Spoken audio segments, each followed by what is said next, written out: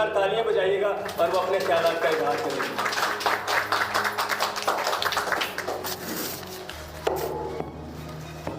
بسم اللہ الرحمن الرحیم۔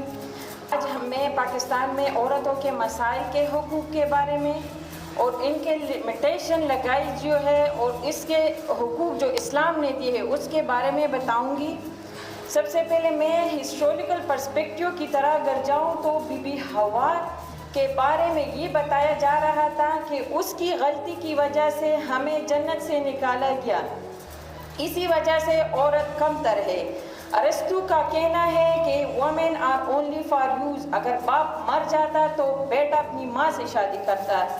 ہندو کے مذہب میں ستی کا ایک رسم تھا، جب شوہر مر جاتا تو بیوی کو اس کے ساتھ زندہ جلاتے۔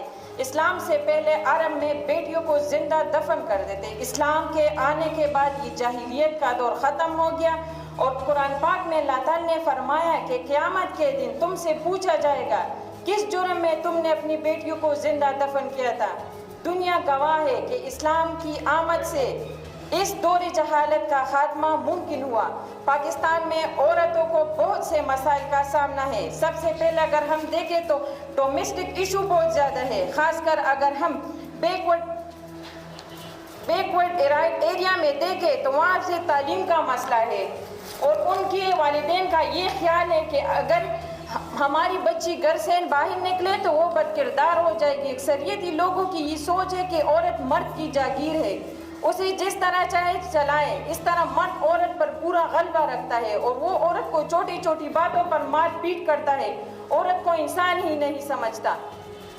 دوسرا مسئلہ یہ ماں باپ لڑکی کی شادی زور زبردستی کرا دیتے ہیں، چھوٹی عمر میں اس کی شادی کرواتے ہیں، تو کبھی وٹا سٹا تو کبھی سوارا اور کبھی قرآن پاک سے شادی جیسے جاہلانہ رسموں کا شکار بنایا جاتا ہے۔ اکثر عورتوں کو شادی اس لیے بھی نہیں کی جاتی کہ کہیں جائیداد میں اسے حصہ نہ دینا پڑ جائے۔ کچھ والدین اپنی بیٹیوں کی شادی اس لیے نہیں کرتے کہ بڑھاپے میں ہماری خدمت کون کرے گا۔ یہاں تک کہ کچھ علاقے ایسے بھی ہیں جہاں بیٹیوں کو خرید و فروخت بھی کیا جاتا ہے۔ اگر ایسا نہ ہو تو سسرال والے تانا دیتے ہیں کہ تم تو مفت میں آئی ہو، اس کی کوئی عزت ہی نہیں کرتا۔ اکثر بچیاں جہیز کی لعنت کا شکار ہو جاتی ہے اور جہیز نہ ہونے کی وجہ سے شادی سے محروم رہ جاتی ہے۔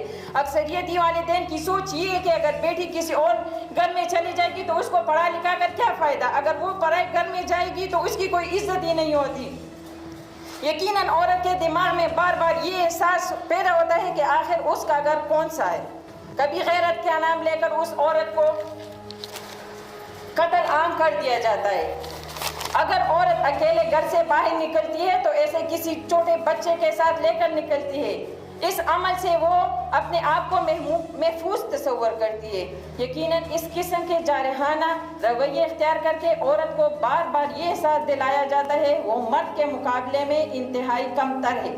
یہاں تک کہ مرد کے مقابلے میں حکومتی سطح پر عورتوں کی تنخواہوں کا پیکج کم رکھا گیا ہے۔ عورت پر اتنی زیادہ پابندی لگانے سے عورت میں احساس محرومی جنم لیتا ہے۔ اسلام نے عورتوں کو بہت سے حقوق دیے ہیں اور ساتھ میں کچھ حدود متعین بھی کیے۔ عورت اور مرد کو ہر ایک سطح پر برابری کا درجہ دیا گیا۔ مثلا عورت کو تعلیم حاصل کرنے کا پورا حق ہے۔ حضور پاک صلی اللہ علیہ وآلہ وسلم عورتوں کو خود درس دیا کرتے تھے۔ اسلام نے مرد اور عورت کو ایک ہی عزت کا درجہ دیا ہے۔ حضور پاک صلی اللہ علیہ وآلہ وسلم اپنی بیویوں اور بیٹیوں کی عزت کیا کرتے تھے، ان کے ساتھ گھر کا کام کرتے تھے۔ جب حضرت فاطمہ رضی اللہ تعالیٰ عنہ آپ صلی اللہ علیہ وسلم کی خدمت میں حاضر ہوا کرتی، آپ صلی اللہ علیہ وآلہ وسلم اٹھ کر کھڑے ہو جاتے۔ اسلام نے عورتوں کو شادی کا حق دیا ہے اور اپنی پسند سے شادی کر سکتی ہے۔ حضرت فاطمہ رضی اللہ تعالیٰ عنہ کے لیے جب حضرت علی کا رشتہ آئے تو آپ صلی اللہ علیہ وسلم نے حضرت فاطمہ رضی اللہ تعالیٰ عنہ سے اس کی رضامندی پوچھی تھی۔ اسی طرح اسلام عورت کو وراثت میں بھی حصہ لینے کا حق دیتا ہے۔ اگر بیٹی چاہے تو اپنی مرضی سے حق معاف کر سکتی ہے ورنہ بالکل نہیں۔ اسلام نے عورت کو گواہی اور شہادت کا بھی حق دیا ہے۔ دو عورتیں ایک مرد کے برابر ہے، کیونکہ عورت کی یادداشت کمزور ہوتی ہے تو وہ دوسری عورت سے پوچھ سکتی ہے۔ اس میں بھی عورت سے کوئی زیادتی نہیں ہے۔ اگر عدالت میں ایسی مرد سے سوال پوچھا جائے تو وہ کسی سے بھی مشورہ نہیں کر سکتا، اور اگر عورت سے پوچھا جائے تو وہ دوسری عورت سے جو گواہی میں شریکی مشاورت کر سکتی ہے، کوئی بھی اس کو روک نہیں سکتا، یہ بھی اس کی ایک عزت ہے۔ اسلام نے عورت کو حق مہر کا حق دیا ہے اور شوہر پر لازم کر دیا کہ جب بھی عورت حق مہر مانگے اسے اس کا حق دیا جائے گا۔ عورت کو خلا لینے کا حق حاصل ہے۔ اگر عورت اپنی شادی سے خوش نہیں ہے اور شوہر اس پر ظلم و زیادتی کر دے، اسے مارتا پیٹتا ہے، تو عورت کو خلا لینے کا حق حاصل ہے۔ اسلام میں مرد اور عورت کو سزا بھی برابری کی سطح پر ملی ہے، لیکن اس میں کچھ حدود رکھیے۔ مثلا عورت کی تلاشی، عورت کی گرفتاری فیمیل کانسٹیبل ہی کر سکتی ہے۔ جب تک عورت پر ظلم ثابت نہ ہو، کسی بھی قسم کی انویسٹیگیشن کے لیے اسے سورج نکلنے سے پہلے اور سورج غروب ہونے کے بعد تانے میں انویسٹیگیشن کے لیے نہیں روکا جا سکتا۔ عورت کاروبار کر سکتی ہے کیونکہ حضرت خدیجہ رضی اللہ تعالیٰ عنہ خود تاجر تھی۔ عورت کو آزادی اور زندگی گزارنے کا حق ہے۔ اس طرح اسلام نے عورتوں کو حدود میں بھی ان کے فائدے کے لیے ان کو رکھا ہے۔ مثلا اگر آپ گھر سے باہر نکلو تو حجاب پہن کر نکلو، اس کی وجہ کوئی غیر مرد آپ کو نہیں دیکھ سکے گا۔ اس طرح ہراسمنٹ کے کیسز بھی بہت کم ہوں گے۔ عورت کے تحفظ کے لیے زنا سے روکا گیا ہے۔ زناکاری پر 100 کوڑے مرد و خواتین کو لگانے کا حق ہے۔ حدیث شریف ہے، مرد اور عورتیں اپنی نگاہیں نیچے رکھے۔ اگر ہم دیکھیں تو عورت قوم کی ایک مضبوط ستون ہے۔ ایک پڑھی لکھی ماں پورے خاندان کو پڑھا لکھا سکتی ہے۔ گھر کے کاموں کے ساتھ ساتھ وہ باہر کا کام بھی کر سکتی ہے۔ اگر ہم ارد گرد دیکھیں تو ایک عورت جاب بھی کر سکتی ہے، گھر کا کام بھی کر سکتی ہے، بچے پیدا کرتی ہے۔ وہ اتنی کمزور نہیں ہے کہ وہ مرد کے مقابلے میں زیادہ کام نہیں کر سکتی، وہ کر سکتی ہے۔